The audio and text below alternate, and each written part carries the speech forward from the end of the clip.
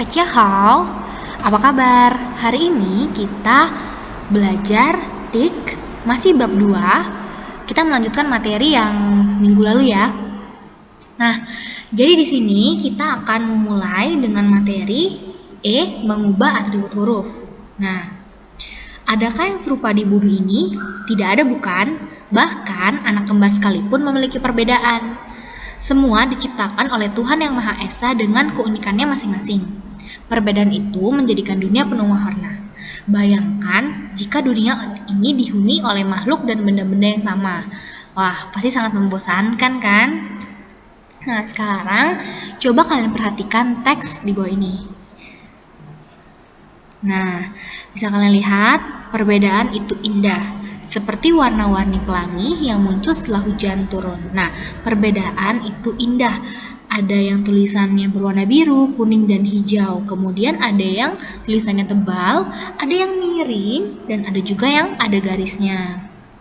Nah, seperti warna-warni pelangi pun sama. Yang muncul setelah hujan turun pun sama. Oke, nah jadi bagaimana menurut kalian? Teks yang berbeda-beda itu terlihat menarik kan? Nah, di MS Word, kamu dapat mengubah bentuk, ukuran, warna, dan gaya huruf yang kamu suka. Sekarang, ayo kita pelajari beberapa atribut huruf di program pengolah kata ini. Atribut huruf ini dapat berupa jenis, ukuran, warna, dan gaya huruf. Nah, di sini ada Calibri Body. Nah, Calibri Body ini namanya font. Font ini fungsinya untuk merubah bentuk huruf. Kemudian angka 11 itu namanya font size. Fungsinya untuk mengubah ukuran huruf. Lalu huruf A yang di bawahnya ada garis merah itu namanya font color. Fungsinya untuk merubah warna huruf. Nah, lalu B-nya itu tebal, namanya bold. Fungsinya untuk mengubah huruf menjadi tebal. Kemudian I namanya italic. Fungsinya untuk merubah huruf menjadi miring. Dan yang terakhir U ada garisnya yang di bawah namanya underline. Fungsinya untuk menggarisbawahi huruf. Oke, sekarang kita akan mempraktekkan kegiatan mengubah atribut huruf di halaman 30 sampai 31. Langkah pertama, buka program MS Word. Kita buka. Kita tunggu. Kemudian ketik lirik lagu Pelangi. Oke. Kita akan mengetik lirik lagu Pelangi. Judulnya dulu Pelangi, kemudian Pelangi, pelangi, alangkah indahmu, merah, kuning. Oke, ini nggak apa-apa, kita close aja. Merah, kuning, hijau, di langit yang biru. Lukismu agung, siapa gerangan, pelangi-pelangi ciptaan Tuhan. Oke. Sekarang kita lanjut ke langkah ketiga. Untuk memberi warna huruf, blok teks yang ingin kamu beri warna. Oke.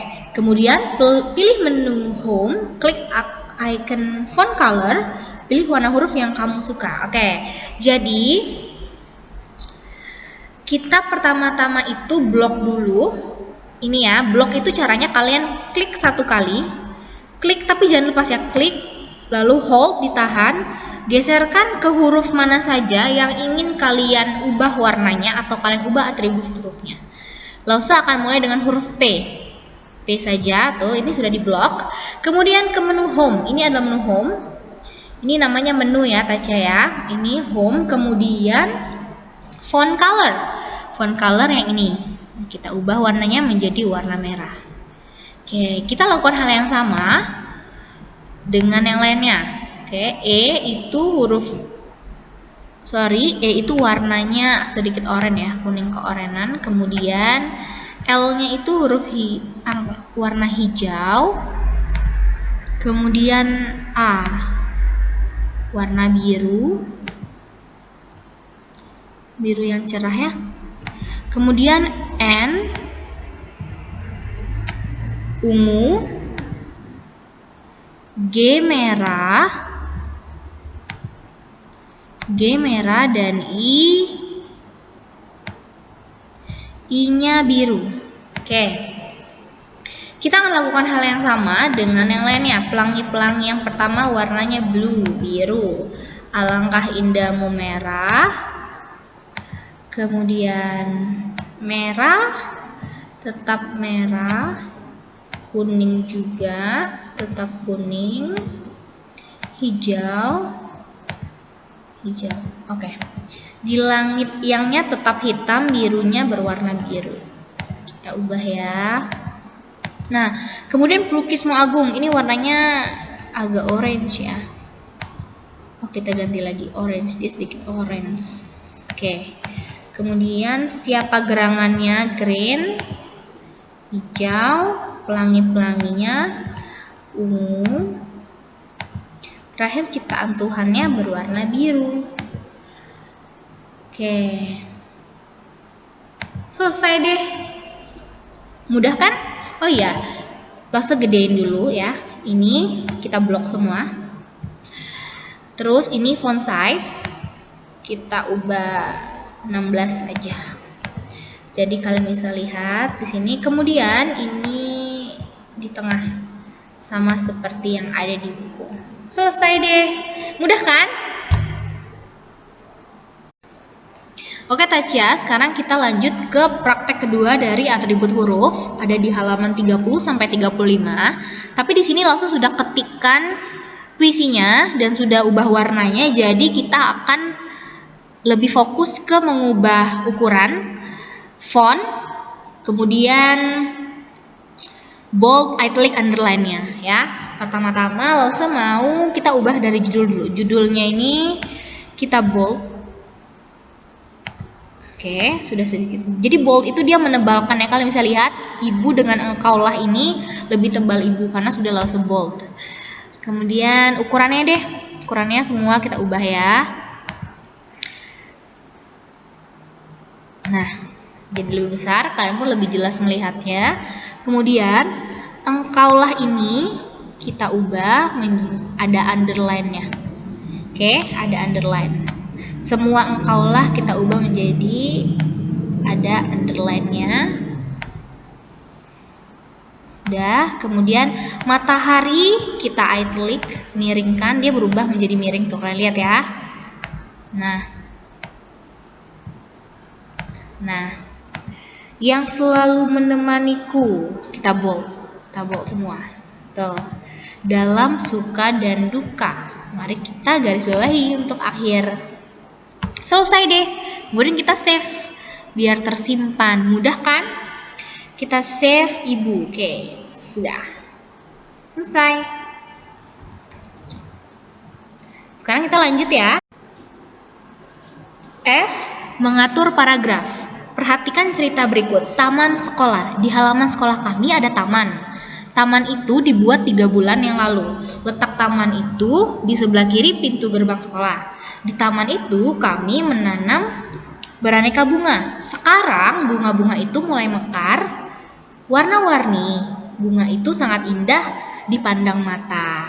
Nah, sekarang dapatkah kamu menyebutkan berapa paragraf yang ada pada karangan berjudul Taman Sekolah tersebut?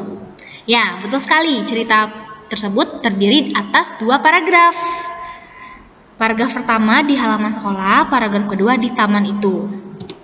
Nah, paragraf adalah suatu bagian dari karangan di mana penulisannya harus dimulai dengan baris baru. Paragraf di MS Word juga mempunyai pengertian yang sama, yaitu segala sesuatu yang diakhiri dengan menekan tombol Enter.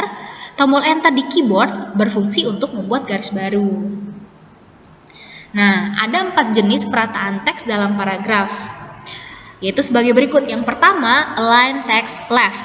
Kegunaannya agar teks rata ke sebelah kiri. Kemudian center. Kegunaannya untuk membawa teks ke tengah.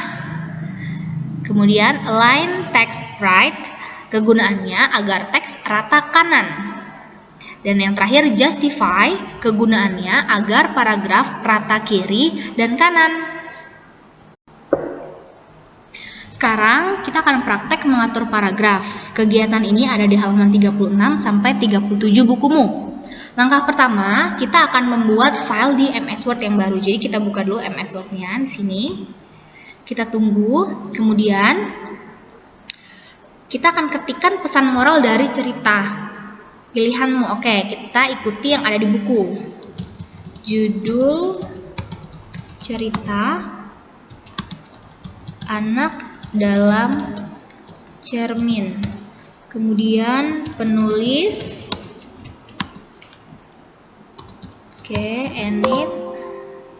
Enid Blyton. Lalu pesan moral. Kita tidak, bentar ya.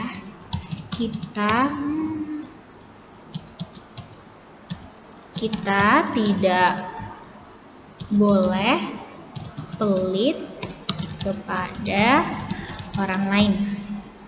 Nah, kemudian untuk meletakkan teks di tengah, blok teks terlebih dahulu. Oke, kita blok. Masih ingat kan cara blok? Tekan 1 kali, kemudian geserkan kursornya ke arah kalimat mana saja yang ingin kalian blok. Nih, semuanya ya. Kemudian pilih menu home. Oke, home yang tadi sama home.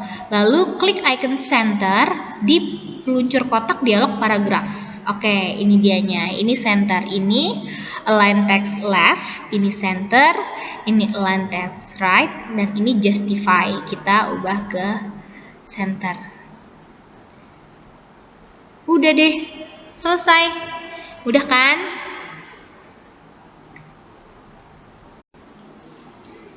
Sekarang kita masuk ke bagian terakhir pada video ini, yaitu menyalin teks.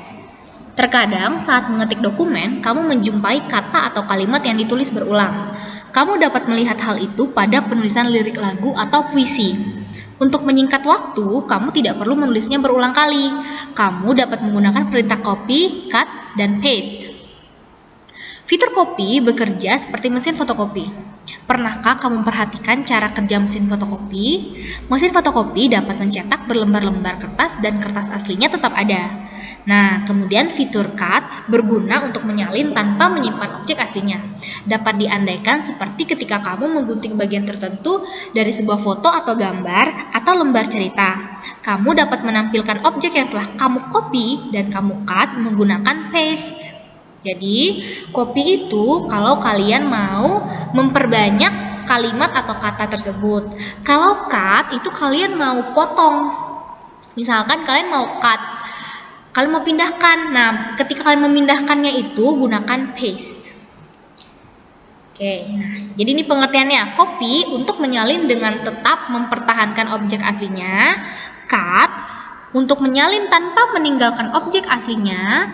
Paste untuk meletakkan objek hasil salinan. Pahami ya, langsung ulangi bacanya. Copy untuk menyalin dengan tetap mempertahankan objek aslinya. Cut untuk menyalin tanpa meninggalkan objek aslinya. Dan paste untuk meletakkan objek hasil salinan. Sekarang kita langsung ke praktek. Oke, sekarang kita akan praktek menggunakan copy dan paste, ada di halaman 38 sampai 40. Nah, lalu Lausa akan langsung melanjutkan kegiatan menggunakan cut dan paste halaman 40 sampai 41 ya. Sekarang langkah pertama, kita akan membuka MS Word. Dan kita akan mengetikkan sesuai yang di buku, teks lagu Padamu Negeri Kami Berjanji. Kita enter, kemudian kita akan copy. Kita blok dulu ya, pertama kali itu blok dulu. Lalu di sini ada copy. Kursornya arahkan ke baris kedua. Kemudian klik paste. Jadi deh. Nah, ini Lausa akan meneruskan lagunya ini dulu ya. Padamu Negeri Kami Berbakti. Kemudian next. Paste lagi. Kami mengabdi. Enter, klik paste. Oh, ini udah nggak lagi. Bagimu negeri jiwa raga kami, kemudian bawahnya paste lagi, bagimu negeri. Selesai. Oke, kita lanjut ke menggunakan cut dan paste. Oke, jadi blok judul lagu yang ada di baris terakhir. Oke, baris terakhir itu ini, berarti kita blok. Sudah, kemudian pilih cut. Oke, ini cut ya, langsung klik ya. Dia menghilang. Kemudian letakkan kursor di awal baris pertama. Oke, kita langsung akan di sini. Kemudian klik paste. Wow, hebat ya.